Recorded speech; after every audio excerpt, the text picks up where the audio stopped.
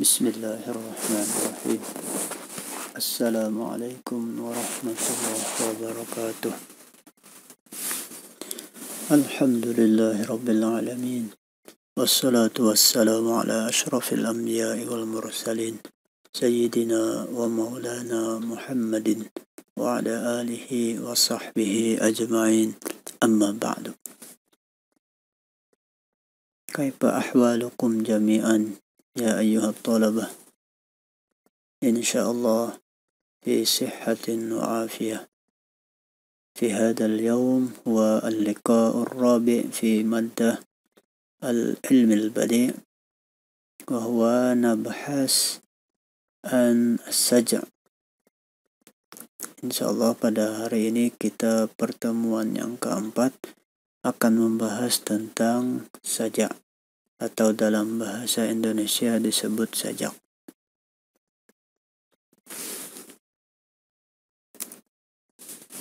Kita masuki kepada definisi terlebih dahulu.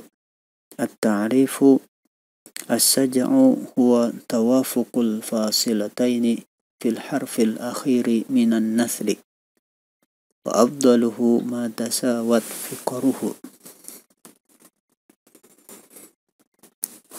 Definisi dari saja secara leksikal berarti bunyi atau indah.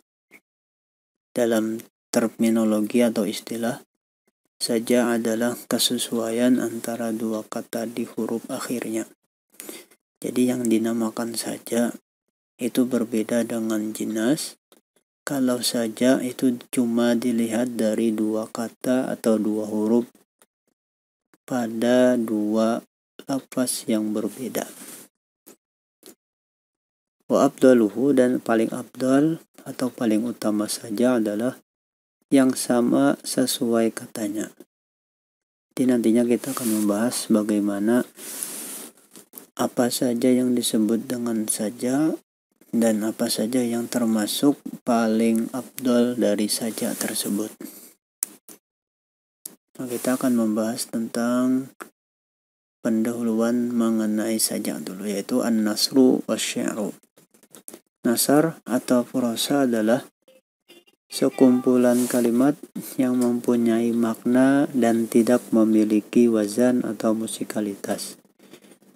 Dalam hal ini disebut ilmu arud atau ilmu qawafi. Jadi di sebagian ilmu bahasa Arab itu ada yang membahas tentang ilmu tentang wazan atau musikalitas. Kalau dalam ilmu arud itu disebut dengan bahar.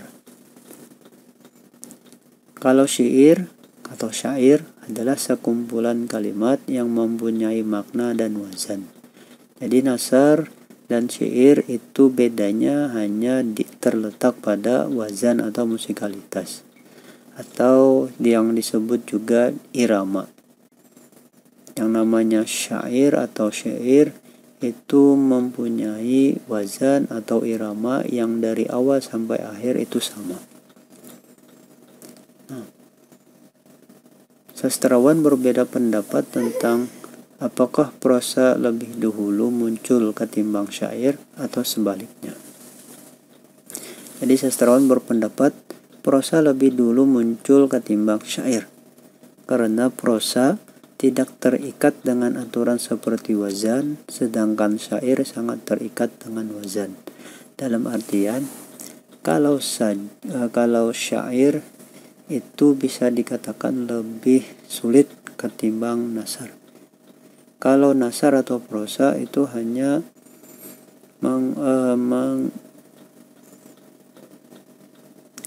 membuat jumlah atau kalimat-kalimat yang disusun secara baik dan mempunyai makna yang baik tanpa mempertimbangkan wazan atau musikalitas pada kalimat tersebut. Nah, setelah itu kita akan membahas, walaupun ini tidak terlalu ada hubungannya dengan saja, tetapi perlu dibahas Apakah ayat Al-Quran itu merupakan syair atau bukan? Padahal ayat Al-Quran diturunkan kepada suku yang bahasa Arabnya yang sangat fasih, yaitu bahasa Arab Quraisy. Karena orang Quraisy itu terkenal dengan para penyair yang handal. Sebagian ulama tidak sepakat apabila dikatakan bahwa kebanyakan ayat Al-Quran itu merupakan sajak-sajak. Dalam hal ini mereka lebih suka menyebutnya sebagai fasilah. Atau fasilah itu kalau disebut dalam bahasa Indonesia artinya pemisah. Mereka mengemukakan dua alasan. Jadi para ulama, khususnya ulama Quran dan ulama balaghah maupun ulama syair, khususnya dalam Al-Quran, menyebutkan mereka lebih suka menyebutnya sebagai fasilah, bukan sebagai syair. Kenapa mereka menyebut sebagai fasilah, tidak menggunakan kata syair? Mereka mengemukakan dua alasan sebagai berikut. Yang pertama, sajak itu mesti berulang-ulang sebagaimana qafiyah atau ujung huruf dalam syair, sementara apa yang terdapat dalam Al-Quran tidaklah seluruhnya demikian. Jadi kita ketahui bahwasanya ayat-ayat Al-Quran itu tidak semua berulang-ulang. Kalau yang namanya syair itu mesti berulang-ulang. Jadi mau tidak mau Al-Quran itu bukan atau tidak disebut dengan sajak. Alasan yang kedua adalah sajak itu dibuat dengan mengalahkan makna dalam rangka kesesuaian bunyi atau lafaz. Sementara Al-Quran sangat memelihara makna atau menjadikan makna sebagai hal yang terpenting di atas yang lainnya. Yang kita ketahui Al-Quran itu sangat memilih diksi, tetapi ketika memilih diksi atau pilihan kata, maknanya pun tidak luput dalam perhatian. Karena Al-Quran itu adalah kalamullah yang diturunkan oleh Allah kepada Nabi Muhammad SAW sebagai mukjizat. Dan sampai sekarang Al-Quran masih kekal sampai sekarang. Itu adalah dua alasan kenapa para ulama, khususnya ulama bahasa Arab, tidak sepakat atau tidak menyetujui Al-Quran itu, ayat-ayat Al-Quran disebut saja. Jadi dua alasan inilah yang menyatakan kenapa Al-Quran atau ayat-ayat Al-Quran itu tidak disebut saja. Nah, kembali kepada teori lahirnya syair Arab.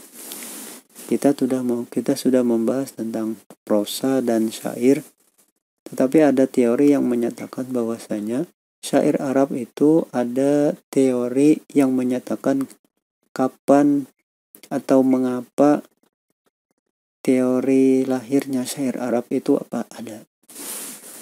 Teori lahirnya syair Arab itu pertama, pola atau wazan tersebut atau musikalitas dalam syair Arab, seperti misalkan dalam syair qasidah burdah, Maulaya salli wa sallim daiman abada ala habibika khairi khalqi kullihimi, sampai seterusnya. Seperti itu saja irama dari syair burdah, itu yang disebut dengan syair.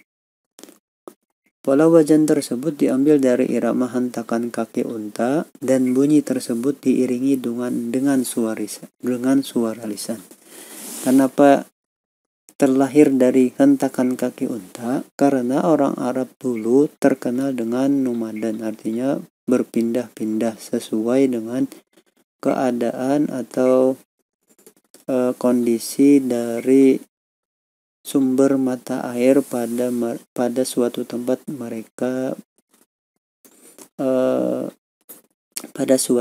mereka huni. Jadi kalau mereka kelelahan, untanya pun kelelahan, menghilangkan kelelahan dari kaki unta itu dengan salah satunya adalah menghentakkan kaki. Nah, ketika hentakan kaki unta itu dibarengi dengan banyaknya unta, hentakan kaki unta yang banyak tersebut membentuk sebuah musik atau irama.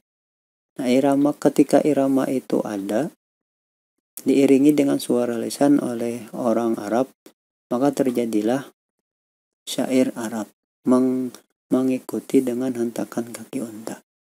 Itu teori yang pertama.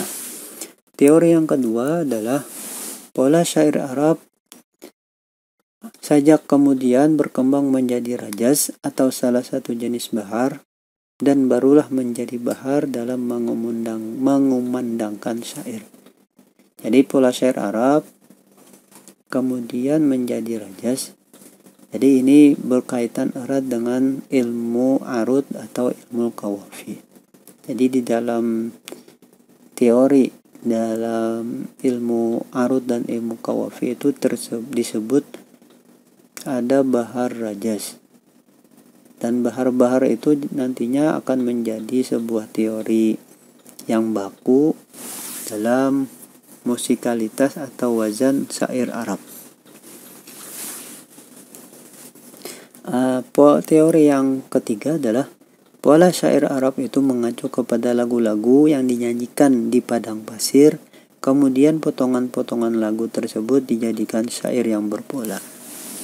Ini adalah teori yang ketiga. Jadi orang Arab itu terkenal dengan para penyair handal. Nah, ketika penyair handal itu membuat sebuah lagu yang lumayan panjang, tetapi dipotong menjadi potongan-potongan lagu yang baik dan yang mudah untuk dihafal. Potongan-potongan tersebutlah yang nantinya menjadi syair atau musikalitas dalam syair Arab. Jadi ada 3 teori lahirnya syair Arab yang perlu kita ketahui sebelum kita membahas tentang sajak pada secara khusus. Nah, baru membahas tentang pembagian sajak. Yang pertama mutarraf, yang kedua murassa', yang ketiga adalah mutawazi. Nanti kita akan bahas pembahasan yang lebih detailnya setelah ini. Yang pertama mutarraf huwa ma ikhtalafat fasilatahu fil wazni wattafaqata fit taqliyah. Adalah lafaz yang berbeda dua fasilahnya dalam wazan dan sama dalam taqliyah atau ujung pada kalimat tersebut. Contohnya ini diambil dari ayat Al-Quran, ma lakum la tarjuna lillahi waqara wa qad khalaqakum atwara. Coba kita perhatikan, ada huruf yang berfont warna merah. Ayat yang ke-13 ujungnya waqara dan ayat ke-14 atwara. Yang disebut dengan saja adalah pas dua fasilah yang berbeda. Yang dimaksud dengan fasilah di sini adalah waqara dengan atwara. Itu beda wazannya. Yang pertama fa'ala, yang keduanya adalah atwara af'ala. Jadi berbeda fasilahnya pada wazan, tetapi sama pada ujung hurufnya atau huruf yang terakhir itu sama.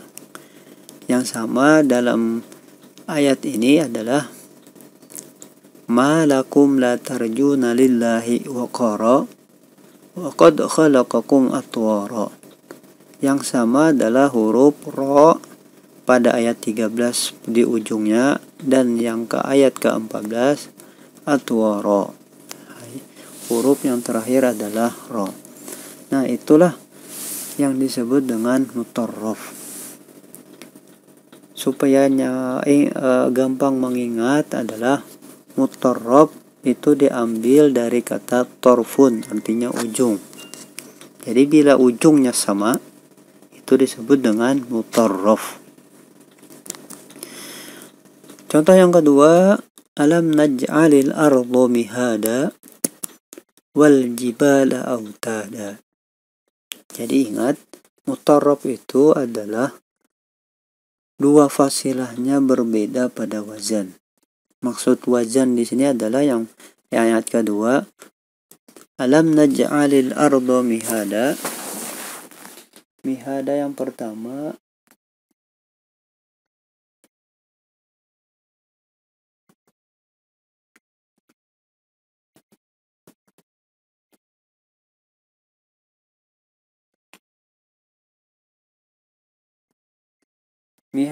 pertama itu timbangan fi'ala.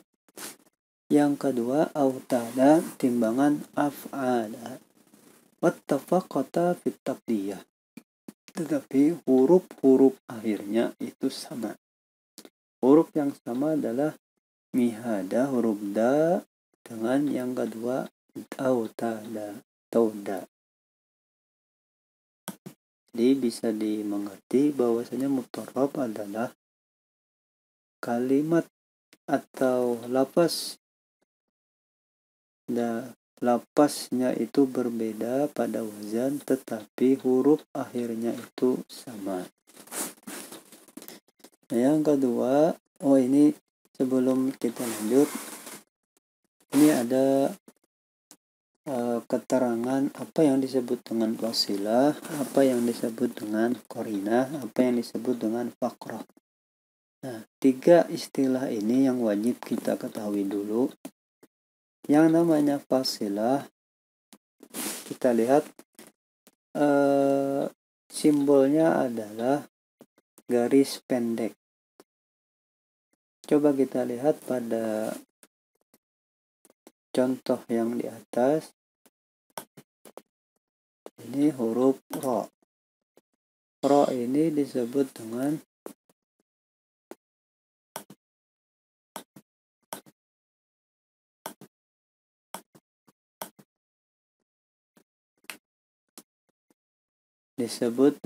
fasilah. Fasilah itu juga bisa disebut dengan ujung. Kalau qarinah adalah satu lapas secara keseluruhan. Kalau fasilah huruf akhirnya dari satu lapas. Kalau yang disebut qarinah adalah satu lapas. Nah, yang kedua atau yang ketiga yang disebut faqrah. Faqrah kalau bisa dikatakan atau diterjemahkan menjadi sebuah alinea. Yang disebut faqrah di sini adalah susunan kalimat yang menunjukkan atau mengandung jumlah mufidah. Kalau faqrah yang di atas, malakum la tarjuna lillahi waqara, dari awal malakum la tarjuna lillahi waqara, dari huruf ma sampai ra, itu disebut dengan faqrah. Begitu juga dengan waqad khalaqakum atwara, dari huruf waw sampai dengan huruf ra itu disebut dengan faqrah. Jadi inilah yang harus dipahami dengan betul-betul oleh semua mahasiswa, apa yang disebut dengan fasilah, apa yang disebut dengan qarinah, apa juga yang disebut dengan faqrah. Apabila 3 istilah ini sudah dipahami dengan baik dan benar, insya Allah pengertian atau pembagian saja itu akan dengan mudah dikuasai. Ya, untuk slide selanjutnya ini adalah sajak murassa. Apa yang disebut dengan murassa? Wa ma ittafaqat fihi alfazu ihdal faqrataini aw aksaruha fil wazni wat tafqiyah. Berbeda dengan mutarraf, murassa adalah lapas yang sama pada salah satu dua fakrohnya. Jadi ingat fakroh yang disebut di slide yang sebelum ini apa, itu harus dipahami dulu dengan betul.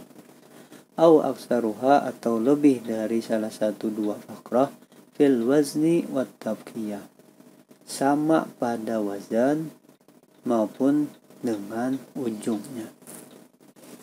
Kalau yang mutarrab itu ujungnya sama tetapi wazannya berbeda. Contohnya, huwa yatba'ul asja'a bi jawahiri labdihi wa yaqra'ul asma'a bi zawajiri wa'dihi. Apa yang disebut dengan murassa ini sudah dijadikan tabel supaya memudahkan memahaminya. Huwa sama dengan wa, dalam artian sama wazannya itu adalah fiilnya atau satu kalimat. Huwa adalah isim domir. Kalau wa itu huruf, yatba'u samaannya dengan yaqra'u. Yatba'u yaqra'u itu sama wazannya, dan ujungnya pun sama, huruf ain. Seterusnya, al-asja'a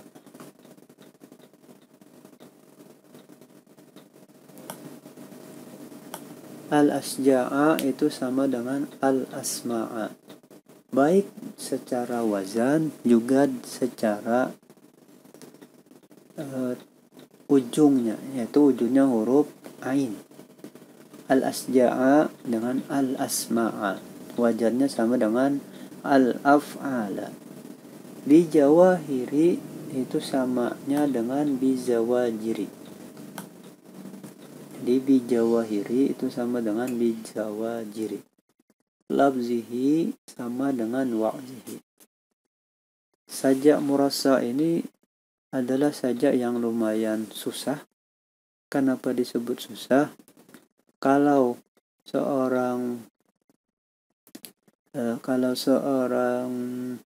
penyair tidak memiliki kosakata yang banyak, tidak akan mampu membuat sajak murassa seperti ini.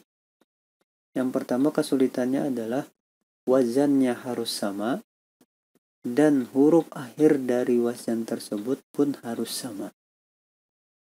Jadi itu salah satu kesulitan ketika membuat sajak murassa.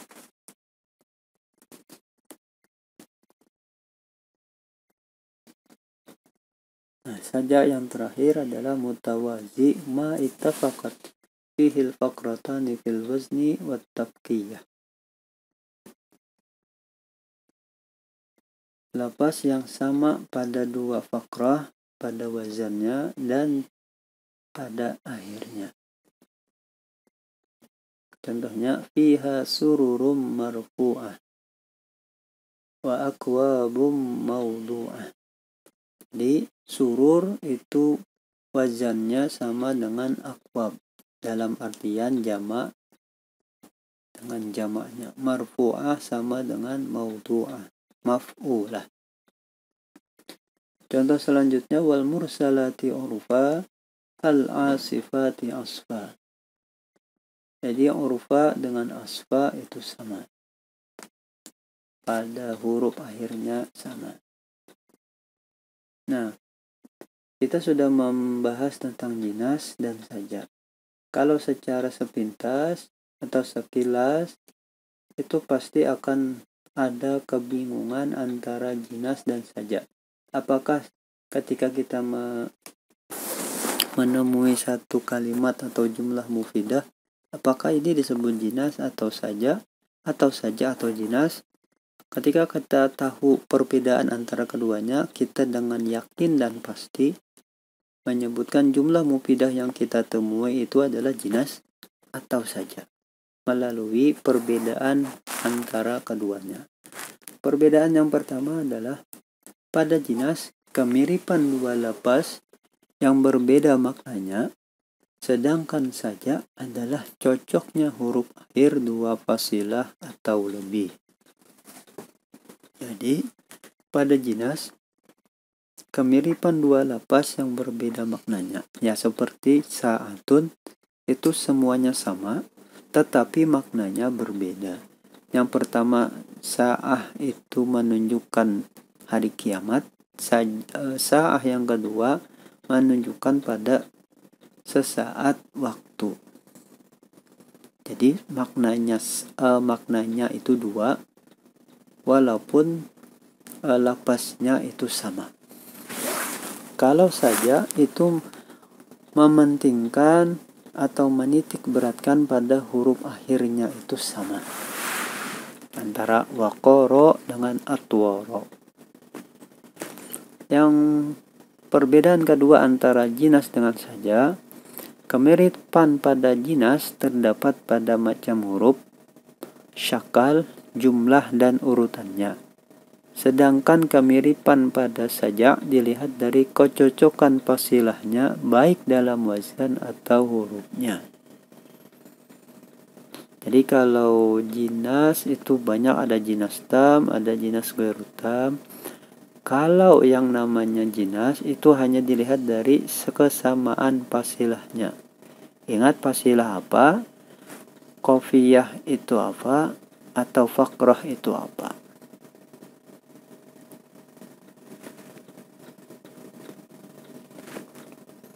Nah, tadi kita sudah mengetahui ada sajak mutarrab, ada sajak murassa, ada sajak mutawazi. Tetapi di antara sajak yang tiga itu ada sajak yang paling baik.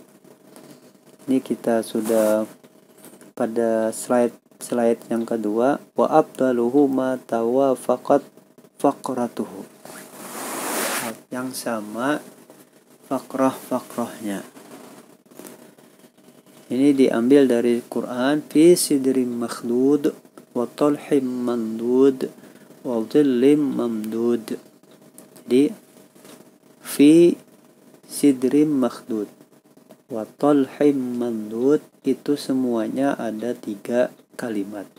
Fi sidrin makhdud wa talhin mandud wa zillin mamdud. Itu adalah sajak yang paling baik. Kenapa paling baik? Karena yang di atas itu 3 kalimat, di bawahnya 3 kalimat, dan setelahnya pun 3 kalimat. Nah, urutan sajak yang paling baik yang kedua adalah fakrah keduanya panjang. Ingat fakrah itu apa? Dari awal sampai akhir yang membentuk jumlah mufidah. Contohnya, wan najmi idza hawa ma dhalla sahibukum wa ma ghawa. Kenapa ini disebut sajak yang paling baik, urutan yang kedua? Karena ketika orang itu mendengar satu jumlah mufidah itu di awalnya pendek, itu pasti di pendengar itu akan menanti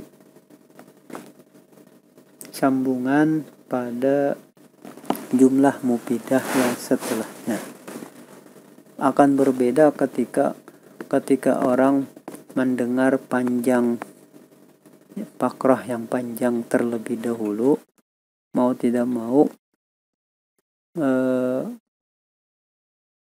motivasi orang mendengar setelah jumlah mufidah yang telah disampaikan itu akan berkurang. Makanya fakrah yang keduanya harus panjang, otomatis fakrah yang pertama itu harus pendek dari fakrah yang kedua. Nah, urutan yang ketiga yang baik adalah yang panjangnya itu di urutan ketiga. Kalau tadi urutan yang panjangnya di urutan kedua, sekarang urutan yang panjang itu di urutan ketiga. Kita baca dulu ayatnya. An-nari dzatil waqud idhum 'alaiha qu'ud wa hum 'ala ma yaf'aluna bil mu'minina syuhud. Itulah penjelasan yang singkat mengenai sajak.